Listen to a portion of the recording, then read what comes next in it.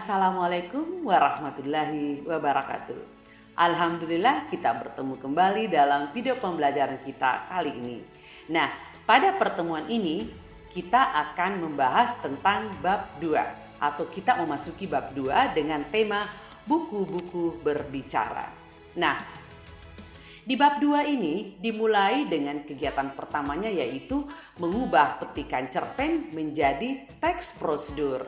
Dengan tujuan pembelajaran yang pertama adalah peserta didik dapat menjelaskan proses perubahan petikan cerpen menjadi teks prosedur dengan tepat.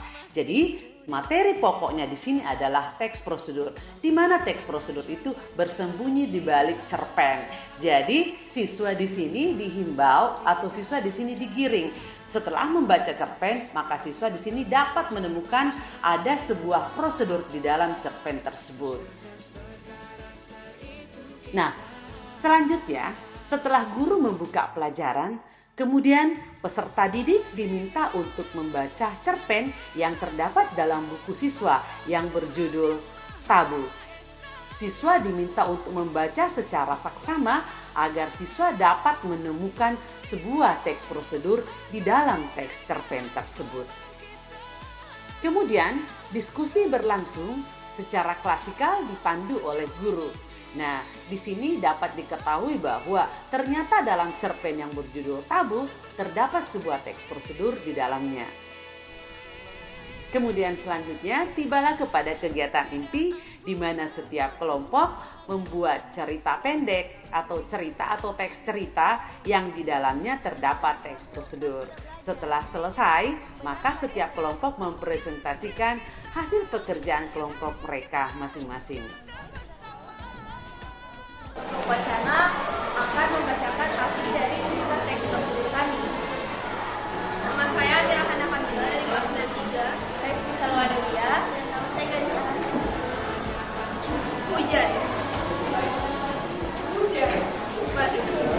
Pada hari Minggu, di rumahku akan kedatangan teman-teman sekolahku. Kami akan mengerjakan tugas kelompok mata pelajaran bahasa Indonesia. Saat sedang mengerjakan, tiba-tiba hujan turun.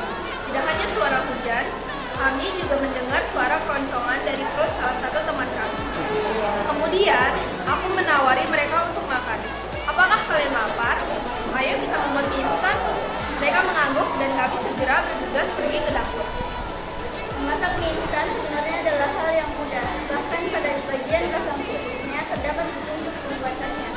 Langkah pertama, kami menyiapkan air sebanyak 2 gelas dan menuangkannya ke dalam panci atau wajan. Selanjutnya, aku meletakkan Setelah peserta didik atau setelah setiap kelompok mempresentasikan hasil pekerjaan kelompok mereka masing-masing, kemudian guru menutup pembelajaran dengan memberikan refleksi. Belum kalian keluar ya, kita merefleksi dulu kegiatan kita hari ini ya.